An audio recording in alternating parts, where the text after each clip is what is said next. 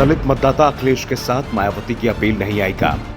उपचुनाव का साफ संदेश सपा ने लगा दी है बीएसपी के वोट में से। 22,000 वोटों से जीते थे दारा, अब 42,000 वोट से हार गए।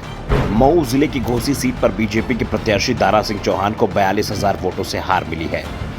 दारा सिंह चौहान 1.5 साल पहले ही सपा के टिकट पर चुनाव जीते थे और उन्होंने बीजेपी उम्मीदवार को 22,000 वोटों के अंतर से हराया था। सत्ता के लालच में दारा सिंह सपा में आए थे, लेकिन सपा की सरकार नहीं बनी तो सत्ता के लालच में बीजेपी में चले गए। 22,000 वोटों से जीते थे। उम्मीद थी कि बीजेपी का साथ मिलेगा तो जीत का अंतर और बड़ा हो जाएगा। जीत का अंतर तो बढ़ा, लेकिन सपा की जीत का। सपा ने घोसी सीट 2022 में 22,000 वोटों से जीती थी और 2023 के उपचुनाव में सपा ने ये सीट 42,000 वोटों के अंतर से जीत ली। यानी दारा सिंह जो विधानसभा चुनाव में 22,000 वोटों से जीते थे, 1.5 साल बाद उपचुनाव में उससे लगभग 2 गुना यानी 42,000 वोटों से हार गए।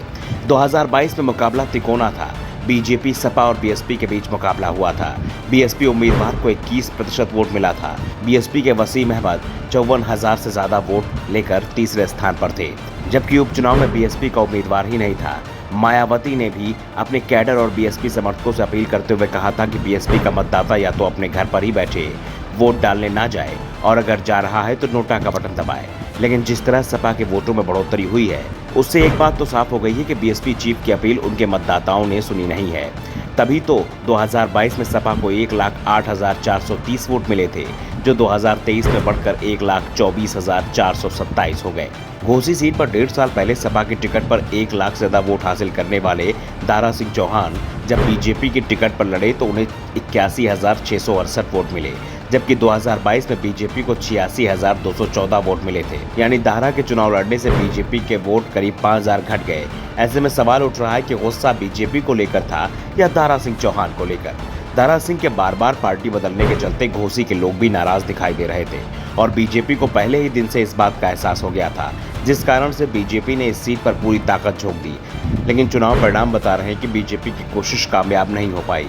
सपा ने जो समीकरण तैयार किए वो कारगर साबित हुए। सपा की जीत में बीएसपी के वोटरों का भी बड़ा योगदान माना जा रहा है, क्योंकि मायावती ने अपील की थी कि बीएसपी के वोटर नोटा को वोट दें, लेकिन नोटा के वोट भी घट गए। पिछले चुनाव की तुलना में नोटा को 2,000 वोट कम मिले हैं।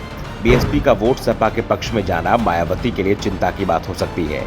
वैसे ये भी कह सकते हैं कि अखिलेश यादव जिस पीडीए यानी कि पिछड़ा, दलित और अल्पसंख्यक मोर्चा बनाने की रणनीति तैयार कर रहे हैं, जनता ने उस पर अपनी मुहर लगा दी है। अखिलेश यादव ने सपा की जीत के साथ इसे लेकर ट्वीट भी किया है। सपा की बड़ी जीत के पीछे इंडिया गठबंधन का एकजुट रहना और बसपा का बाहर रहना बड़ा कारण माना जा रहा है।